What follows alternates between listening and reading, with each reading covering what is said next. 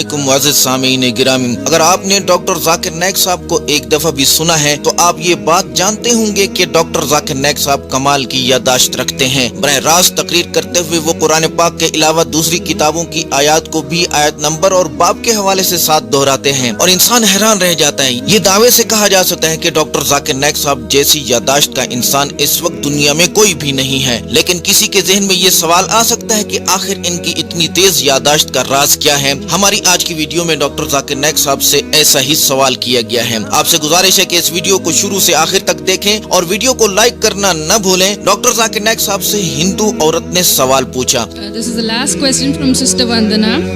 Your memory and grasping is phenomenal. Is there any mention about better memory power?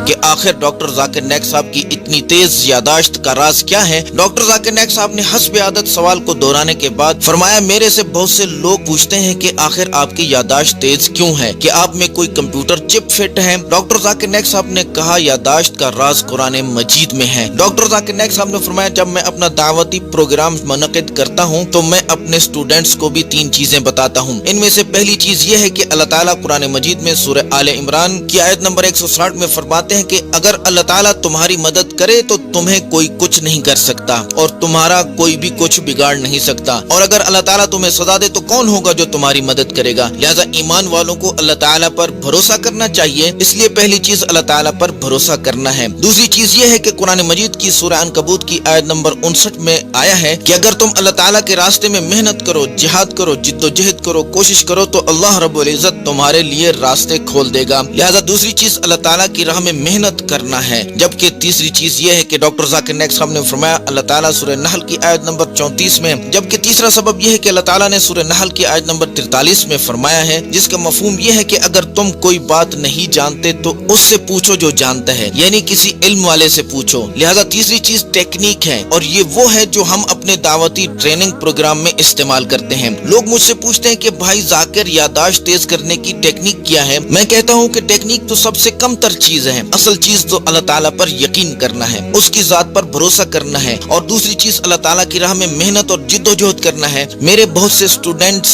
इस तकनीक को इस्तेमाल करते हैं जिसके बारे में शायद बहुत से लोग जानते ही नहीं हैं, लेकिन मैं कहता हूँ कि ये सब चीजों से ज्यादा अहम अल्लाह ताला पर भरोसा करना है, क्योंकि हर काम अल्लाह ताला की मर्जी से होता है। और अगर आप अल्लाह ताला की राह में जिद्दोजहद करेंगे तो अल्लाह खुद ब खुद आपके लिए आसानियां पैदा कर देगा, आपके लिए रास्ते खोल देगा। सिर्फ आपकी यादाश्त ही तेज नहीं हो जाएगी बल्कि आपके कामों में और भी आसानियां पैदा हो जाएंगी। आपको बहुत सारी कामयाबियां भी मिलेंगी, काम में आसानी होगी। डॉक्टर जाकिर नाइक साहब ने फरमाया, अगर आपको कामयाबी नहीं मिल रही तो इसका मतलब ये है कि आप अल्लाह ताला की राह में सही तरीके से मेहनत नहीं कर रहे हैं। डॉक्टर जाकिर नाइक साहब ने कहा, जहाँ तक यादाश्त तेज करने की टेक्निक की बात है वो अहम चीज है, लेकिन हम 40 दिन का एक प्रोग्राम रखते हैं जिसमें हम सिखाते हैं और आपको हैरानी होगी कि माशाल्लाह मेरे स्टूडेंट भी आराम से चैप्टर नंबर और आयत नंबर बता सकते हैं। हमारे पास दुनिया के मुख्तलिफ हिस्सों से स्टूडेंट्स आते हैं और हम इन्हें सिखाते हैं कि कैसे लेक्चर दिया जाता है, सवाल जवाब का सेशन कैसे किया जाता है, ये सब चीजें इन्हें सिखाई जाती हैं। इसमें अल्लाह ताला का फजल भी शामिल होता है और इन बच्चों की मेहनत की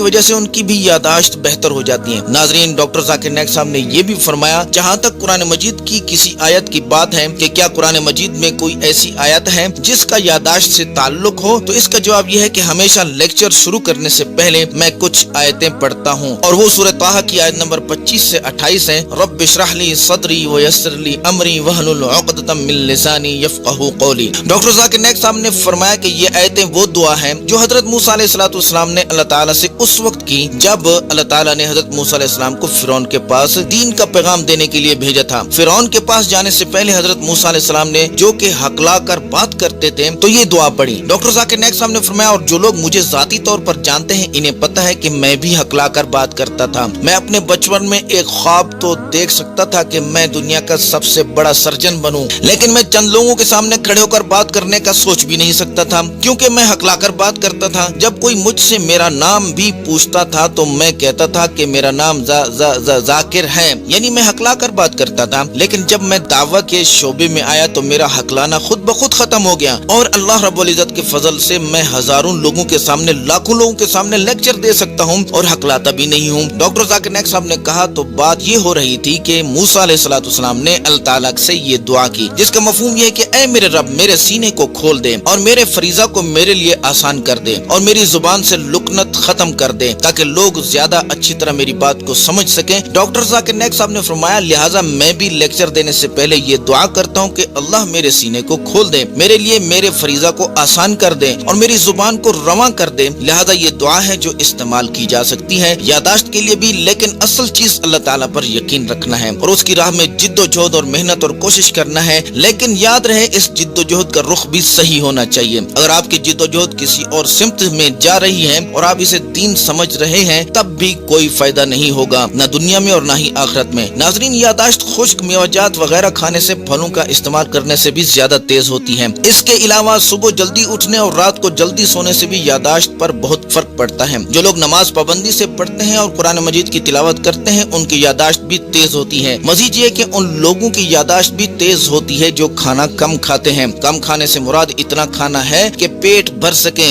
यानी हद से ज्यादा न खाते रहें, क्योंकि हद से ज्यादा खाना वैसे भी सेहत के लिए नुकसानदेह है और दिमाग के लिए तो नुकसानदेह है ही, और यादाश्त भी अच्छी नहीं रहती। साइंस तो हमें ये बताती है कि जिस तरह वर्जिश करने से इंसान का जिस्म चाको चौबंद और मजबूत होता है, मजीद चुस्त होता है, इसी तरह दिमाग को जितना इस्तेमाल किया जाए दिमाग इतना ज्यादा तेज होता है।